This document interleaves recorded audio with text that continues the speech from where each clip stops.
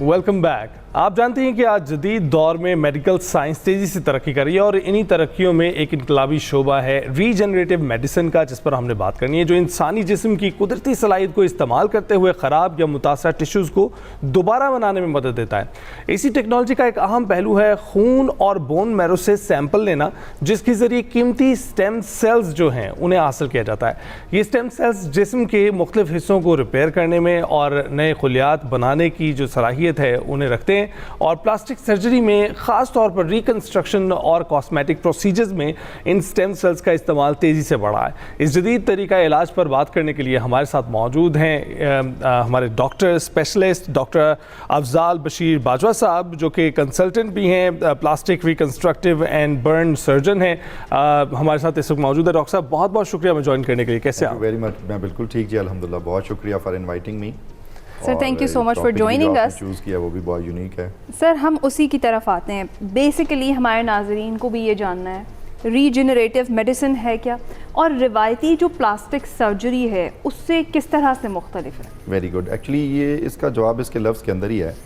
अगर हम कहें जनरेट करना, किसी चीज़ को क्रिएट करना, जनरेट करना, तो वो अल्लाह रब्बुल इज़्ज़त ने कर दिया हुआ है। तो रीजनरेट कि उसके अंदर कोई डिफेक्ट आया, कोई प्रॉब्लम आई, तो उसको हमने रीजनरेट करना है, उसको दोबारा से बनाने की कोशिश करनी है। एक्चुअली इसका कॉन्सेप्ट ये है कि जब बच्चा पैदा हो रहा होता है, माँ के पेट में होता है, तो वो एक सेल से शुरू होता है फर्टिलाइजेशन के बाद, जो ज़ाइगोट जिसको हम कहते हैं।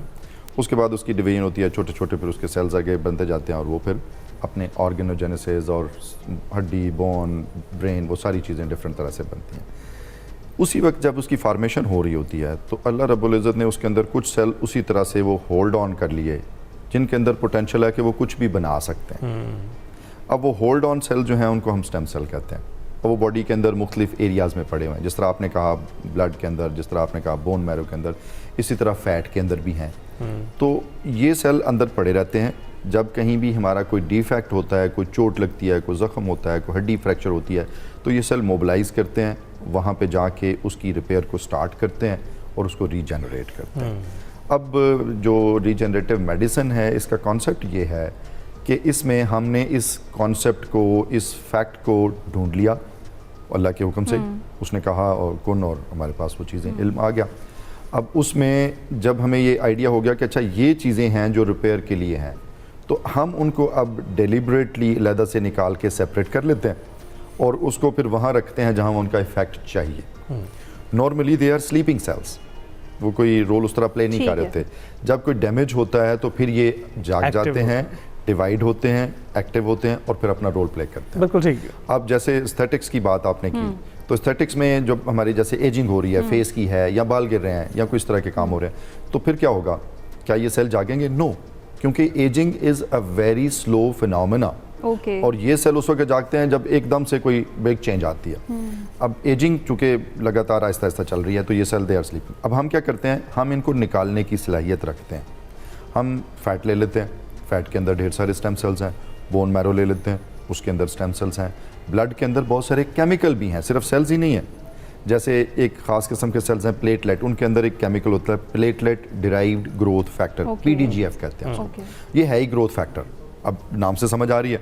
अब इसको हम निकालते हैं, आइसोलेट करते हैं, हम वहाँ रखते हैं जहाँ हमें चेंज प्रोड्यूस करनी है, and they start producing the change. जबरदस्त। This is regenerative medicine. बहुत अच्छे तरीके से आपने एक्सप्लेन किया। आपको हम भी सुन रहे थे तो मैं हो गए थे। डॉक्टर साहब, इसमें जब हम प्लास्टिक सर्जरी की तरफ जाते हैं, हम देखते हैं कि रुझान बढ़ता चला जा रहा है। ना सिर्फ पाकिस्तान, पूरी दुनिया में हमें इसका रुझान बढ़ता हुआ दिखाई दे रहा है। इस तरह से इसको जोड़ना, ये कब का फिनोमेना है, कब इंट्रोड्यूस हुआ प्लास्टिक सर्जरी में regenerative medicine? Actually regenerative medicine का कॉन्सेप्ट तो सालों से है और इसमें लोग पहले भी ब्लड से निकाल के स्प्रेस करते रहे हैं, ब्लड से निकाल के कुछ चीज़ें सेपरेट करके जो ज़ख्म ठीक नहीं होते थे उनके ऊपर करते रहे हैं। आपने देखा होगा पुराने वक्तों में, मूवीज़ में भी आपने देखा है, पढ़ा भी होगा कि जब कोई ज़ख्म हो जाता था तो लोग जड़ी बूटियों में से वो निकाल के उसका एक्सट्रैक्ट उसके ऊपर डालते थे, जस्ट टू प्रोमोट हीलिंग। फिर आपने ये भी सुना हुआ है कि जब कोई बंदा, किसी का कोई ज़ख्म होता है तो उसकी डाइट में इम्प्रूवमेंट की जाती है। वो कहते हैं कि जी आप ज़्यादा प्रोटीन लें या गोश्त लें या फलानी चीज़ लें। उसका पर्पज़ क्या होता है? To promote healing. ओके। और ये इसी जो सेल्स हैं या प्रोमोटिक जो हमारा हीलिंग का पोटेंशियल है उसको प्रमोट करते हैं। तो ये कई सालों से कॉन्सेप्ट चल रहा था। अब आइसोलेशन के लिए चूंकि सेल्स को निकालने के लिए, जिस तरह बोन मैरो की आप बात कर रहे थे, अब बोन मैरो तो एक पूरा एक बंच है, उसके अंदर बेशुमार चीज़ें हैं। अब उनको सेपरेट करने की टेक्नोलॉजी चूंकि अब डेवलप हो गई, जिस तरह अब अभी एटॉमिक एनर्जी की और इस तरह की बातें भी चल रही होती हैं, तो एटॉमिक जो यूरेनियम है ये मुख्तलिफ केमिकल्स और इस तरह के अंदर होती है, उसको सेपरेट करना और प्यूरीफाई करना, दिस इज थिंग।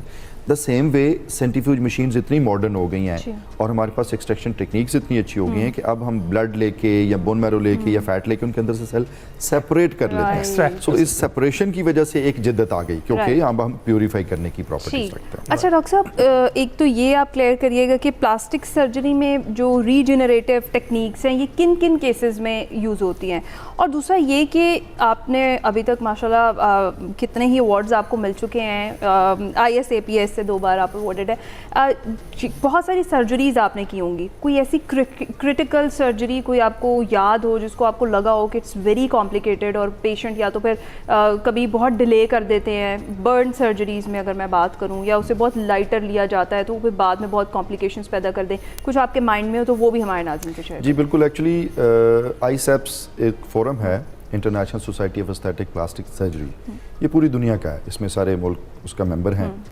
और मैं इसमें पाकिस्तान की तरफ से एज ए नेशनल सेक्रेटरी का भी फ़राइज़ अंजाम दे रहा हूँ।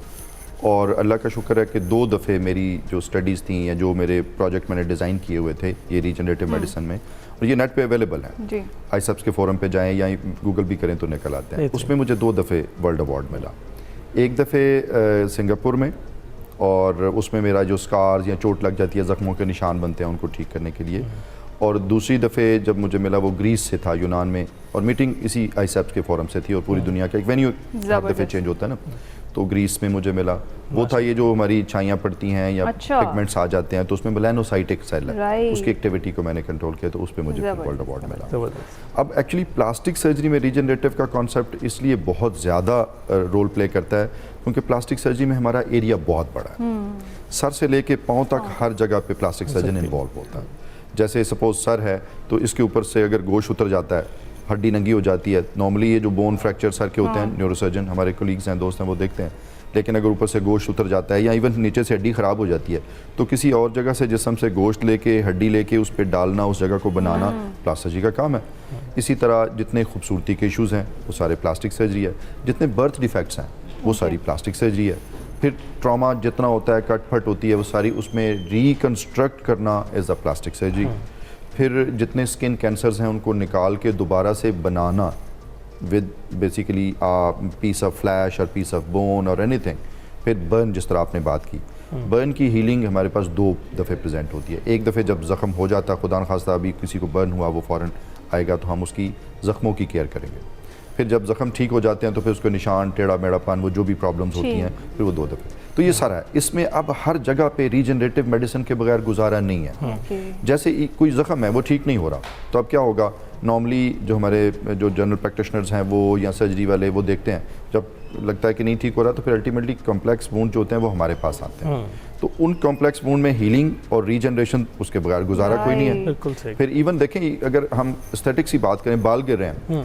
तो अब बालों की कौन सी चीज़ है जो अंदर से जाके उसकी जड़ को पकड़ के बैठ जाए कि मैंने गिरने नहीं देना, वो रीजनरेटिव हो सकता है। उसमें जैसे PRP का नाम हमारे नाज़रीन ने बहुत सुना होगा, अब वो actually PRP just a fluid जो ब्लड से निकलता है, उसके अंदर एक खास केमिकल है। अब मैंने उसको इंट्रोड्यूस कराया कि PRP से भी अगला प्योरीफाइड वर्जन PRP को निकाल के उसके अंदर प्योर करके उसमें से PDGF निकालना है। PDGF platelet drive growth factor, ये प्लेटलेट के अंदर से एक निकलने वाला केमिकल है। अब वो अंदर से जड़ को उस तरह से मजबूत करता है जिस तरह हम किसी पौधे को गोडी करते हैं, उसको खाद डालते हैं, तो इट बिकम स्ट्रॉन्गर इनफ, क्योंकि अदरवाइज रूट से अंदर से पकड़ा तो नहीं जा सकता। इसी तरह स्टेम सेल्स निकाले जाते हैं, तो वो डॉक्टर साहब जो मौजू है वो तो बहुत वसी है, उससे कवर करना इतने मुख्तसर से टाइम में बहुत जो है एक मुश्किल अमर है हमारे लिए भी। हमने ट्राई किया है, लेकिन आपकी बातें सुन के बहुत जो है हमारे इल्म में भी इजाफा हुआ। बिल्कुल हुआ, रीजनरेटिव होती है। जो कुछ रह गया वो इंशाल्लाह अगली निशिस्त में हम जरूर करेंगे। बहुत शुक्रिया डॉक्टर अफजाल बाजवा हमारे साथ मौजूद थे, और जिस तरीके से हमने अभी बात की है जदीद मेडिकल साइंस के जो कमालात हैं उन पर,